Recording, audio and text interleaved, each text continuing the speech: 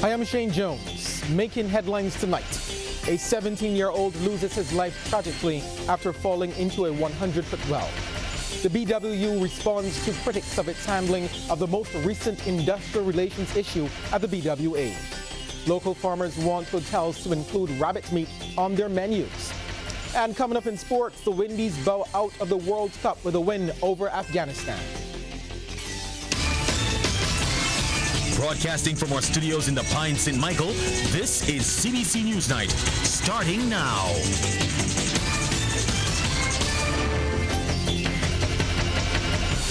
Leading the news at 7. Tragedy this afternoon in the Pine where a young man lost his life.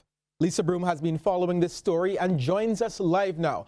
Now, Lisa, I understand the young man was just about 17 years old and he was doing nothing more than going for lunch when the incident happened.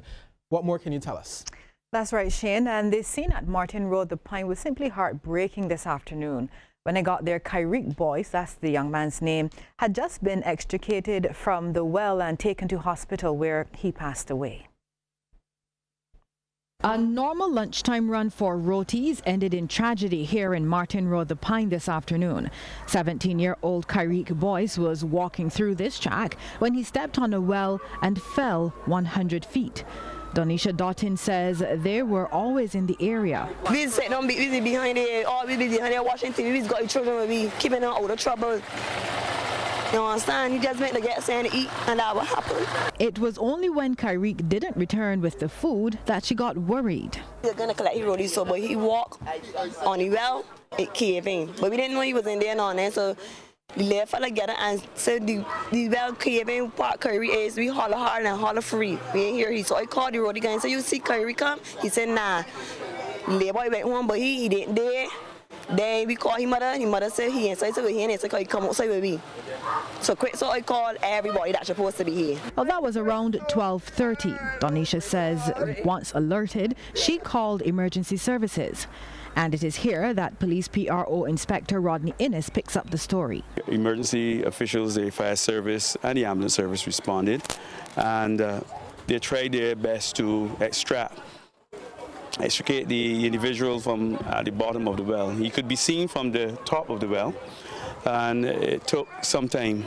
The area in which they were working was quite narrow and congested, as we can see, and obviously we had to deal with scores and scores of residents who would obviously be concerned. Around 1:30, about an hour after it was reported, we were successful in getting him out of the well, the members of the fire service, and he was immediately transported to the Queen Elizabeth Hospital for medical attention. Unfortunately, we've received sad news that he was pronounced dead on arrival there. And I went over to Kyrique's house to see if his mother would talk to us, but as you could imagine, she was not in any condition to do so. So what we could find out about him is that he's a past student of the Darrell Jordan Secondary School, and he and some youngsters from the area were about to begin classes learning how to drive bobcats and other heavy-duty equipment. Now, Lisa, one question. I understand that residents had some concerns about a series of wells in the area? Yes, Shane, they did, and they were very firm in their demands for something to be done to fix those wells, which they say clearly are not safe. So I spoke with Minister in the Ministry of Housing, Charles Griffith, about the situation. He says they're in the process of touring the government housing estates to get a first-hand sense of the issues from the residents. Now, Mr. Griffith says they've covered about 5 so far, including the Pine. So here's what he had to say. I visited the family myself. I spoke to the mom and the family members. And, we have taken stock of what is happening at that location and the other locations. And I could assure all of those residents who are living in our housing estates that we will rectify the situation as soon as possible. Now, we have been cash-strapped for a while as it relates to dealing with issues like this, but we understand the significance of fixing these wells. It is unfortunate that this situation would have happened today, but NHC and the ministry are actively on the job dealing with the situation. So Lisa, I'm asking this question. I'm sure a lot of people at home are asking as well. What's going to happen to that exact well where Kyrique unfortunately fell? Well, Shane, as we were leaving, the workmen from the NHC who were on the scene earlier, they left and returned with a sturdy piece of wood to cover the well. And we're thinking that that's until a permanent fix is found, as referred to by Minister Griffith. Back to you. Thank you so much, Lisa. Comprehensive report there. The Barbados Workers Union has responded to critics of its handling of the recent industrial relations flare-up at the Barbados Water Authority. General Secretary Tony Moore says the union addresses principles more than persons, even though in some instances dealing with a particular individual is unavoidable. She was referring to suggestions that the union should be calling for the removal of BWA Chairman Leodine Worrell. People will have views, or workers have views. Some of them are very strong views that the chairperson is not good for the water authority.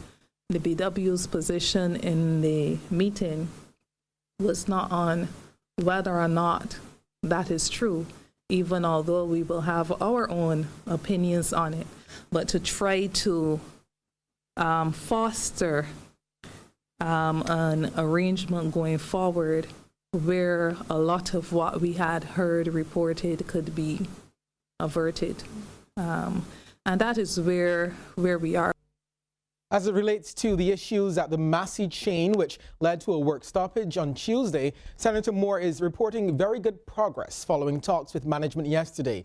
Now, she says they're hoping to conclude negotiations on the major issues on Monday, while talks on several other outstanding matters are continuing.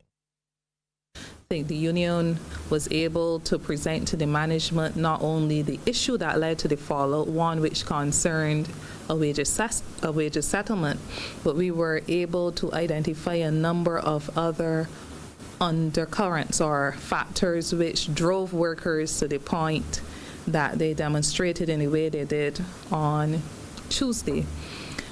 Following a few hours, maybe about 4 or 5 hours in a meeting, I think that it is safe to say, if there's anything safe in industrial relations, it's safe to say that we are at a point where we are in a zone of settlement on the outstanding issues in the negotiations. Barbados has been leading efforts to free up the movement of goods, skills, labor and services across the 15-member CARICOM grouping. And it appears to be seeing some success with a meeting today between representatives of the regional private sector and labor movement and CARICOM leaders at the Heads of Government Conference in St. Lucia. Journalist Peter Richards explains. The meeting is as a result of an initiative that is being pushed by the Barbados Prime Minister Mia Mottley to get more of the region's stakeholders involved in the CARICOM Single Market and Economy, the CSME. The CSME allows for the free movement of goods, skills, services and labor across the region, and there has been concern about the implementation deficit regarding the various measures.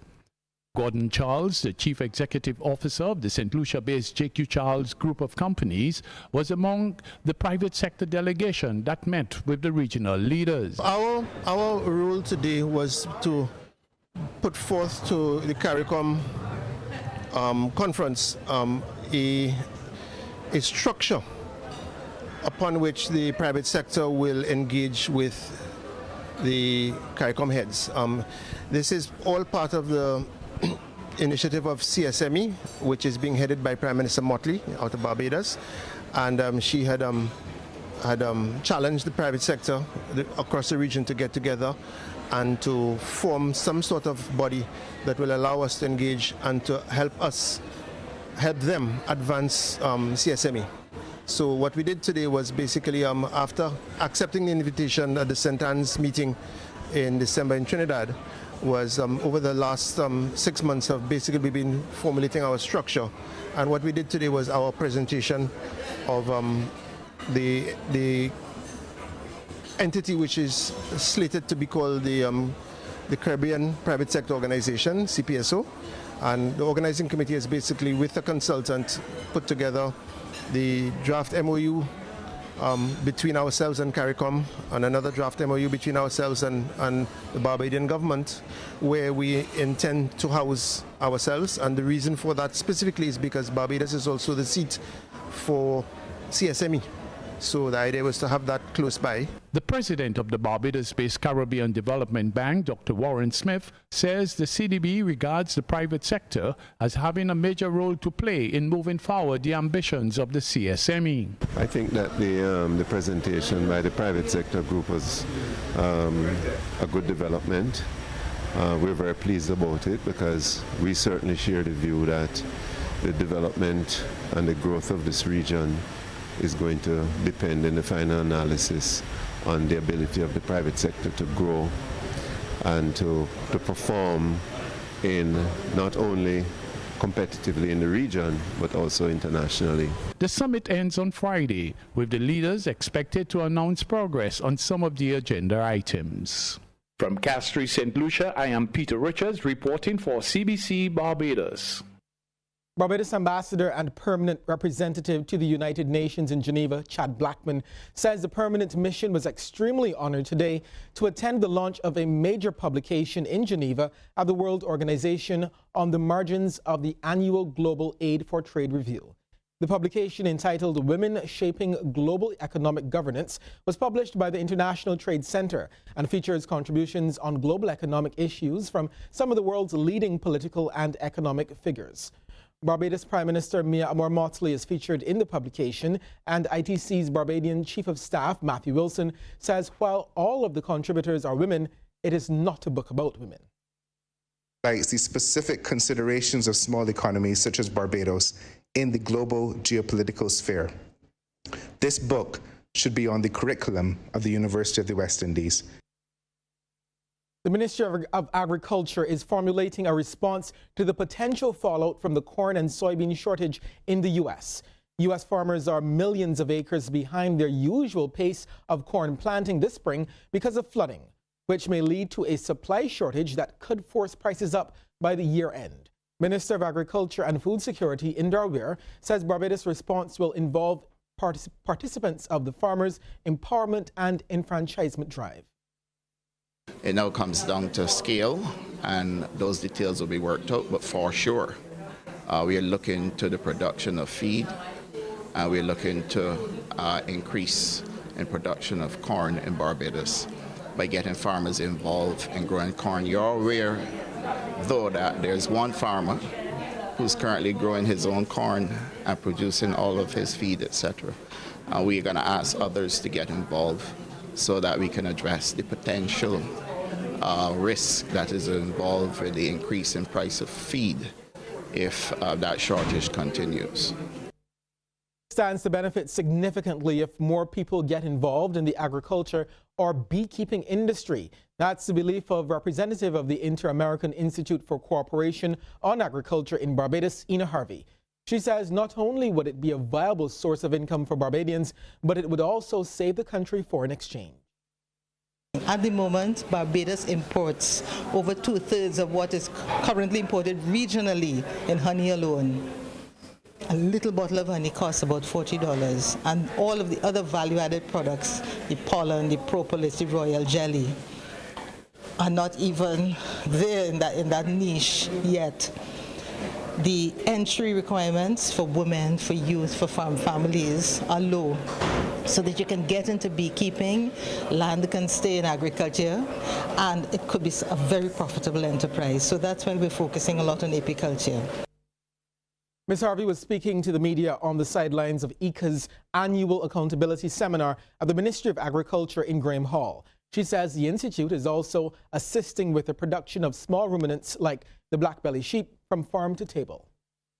We're going to be working with chefs and culinary professionals. We're going to be looking at the industrial side of it for the products from the sheep, not only leather, but use of the skin, the bones, the fifth quarter, the offal, the feces for compost. We're looking at the services part of the chain too, where sheep would have to go through feedlots, fattening systems, abattoirs, and looking to have training and development right along the value chain for sheep and goats. Local hoteliers are being encouraged to consider including homegrown rabbit meat on their menus. This call from Chief Executive Officer of the Barbados Agricultural Society, James Paul. Now, Mr. Paul believes it's high time the local agriculture and tourism sectors form a closer working relationship. There might be tourists who might actually love rabbit meat and that come to visit us. And I don't see why we cannot work together in terms of helping to get more of the product going on the menus of restaurants that are, that you have tourists coming, or even in terms of the hotels, in terms of being served to guests as a delicacy in some cases, if you want to look at it that way. But I think really that we can actually, yes, push it in hotels and restaurants to make it more attractive. Mr. Paul was speaking during a news conference called to announce the formation of the Barbados Rabbit Association, which will officially be launched on Saturday. He says there are at least 25 rabbit producers at present, but he's hoping that number will be doubled by next year. Mr. Paul says the association will not only be seeking to increase local rabbit production, but it will also encourage farmers to work together. Many times you think you can serve the market on your own. But one of the things I even want buyers to appreciate, that when you hit your wagon, so to speak, or one buyer, it means then that if that buyer gets into difficulties, it means then that you are without the product. On the other hand, if you, for instance, have a marketing relationship with the association through the BAS or whatever, it means that because of the fact that we have a number of persons who are producing the products, you are able to hedge the risk. In other words, if one producer falls down, we can actually get another producer there to fill the gap. It was back and now it's not. Social media platforms across the island were abuzz today with the news that the eagerly anticipated return of Cropover Fet 10 to 10 has been cancelled. This post started to circulate about 1:30 this afternoon. In it, event promoter Freddie Hill apologizes for the cancellation and advised would-be patrons to return their tickets to the box office they purchased them from between Friday, July 5th and Friday, July 12th. The post also stated that all online purchases would be automatically refunded and suggested the event would come off in 2020. Checking in with our regional neighbors now. In Trinidad and Tobago, the economy is seeing some positive, although slow growth in the non-energy sector. Word of this from the country's Minister of Trade and Industry at the opening of the Trinidad and Tobago Association's Trade and Investment Convention. More in this TTT online report. Trinidad and Tobago exported to 138 countries in 2018. Exports grew from $50 billion in 2016 to $59 billion in 2018. A positive trade balance of over $11 billion TT was recorded in 2018. And there is no doubt that hosting this convention for the last 20 years has positively contributed to growth in the non-energy sector and diversification of our export markets. The Minister of Trade and Industry said international trade plays a pivotal role in the development of the country's economy. She said the TTMA must be commended for creating such a platform for the development of the manufacturing sector. The Trade and Investment Corporation Convention has become one of the region's largest business fora for both regional and international companies. Over the last 2 decades, the TIC has helped to generate substantial leads for companies, particularly in the areas of food and beverage, trade and logistics, and building solutions, and provide access to several new markets. Following a workers' strike at the Aurora gold mines in Guyana, all non-essential personnel have been evacuated. Earlier this week, some of the mine's workforce blocked the delivery of ore to the company's mill. More from HGP TV. Some 100 mine employees down tools at the Guyana Gold Fields Inc. Aurora location in the Kiyuni-Mazaruni region of Guyana.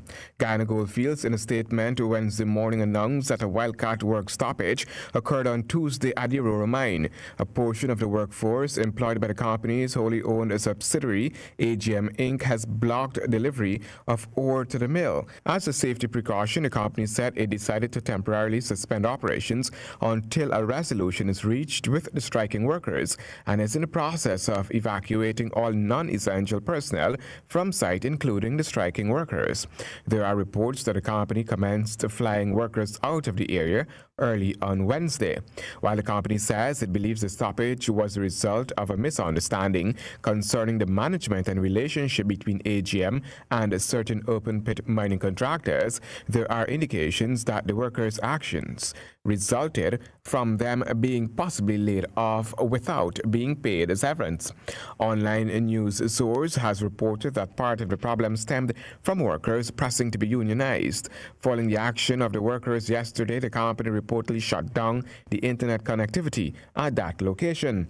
The company went further, noting that it is actively working along with its employees while at the same time adhering to applicable laws and regulations, and is facilitating communication with the relevant governmental labor authorities to understand and address employees' concerns and to resolve the matter as quickly as possible. Airbnb operators in Jamaica will soon be subject to taxes. This was confirmed by the country's tourism minister, Edmund Bartlett. More in this TVJ report. Mr. Bartlett says the government has recognized that operating standards have to be set locally. He adds that this will be done through the Tourism Product Development Company, TPDCO. We are in negotiation now with Airbnb with regards to assess which will equate that of the GAT which the members pay a la room tax. So that arrangement is pretty much down the road, and I told the JHT, in fact, that in short order we will be able to say exactly what Airbnb's contribution is going to be. In the meantime, Mr. Bartlett says the minister will be upgrading the standards for all areas in the tourism sector. He says the Jamaica Tourist Board Act will be amended with focus on the license arrangement for accommodations. Currently, for example, hotels have eternal license. So we are having now that amended to have a 15-year license, in which case you could manage the whole process better and require standards all around in a stronger way, but also have some kind of sanctions for non-compliance. And so within the context of all of that is not just the hotel accommodation, but all accommodations. Because one of the things that we are concerned about also is reputational integrity. And the destination's reputation has to be maintained at all levels.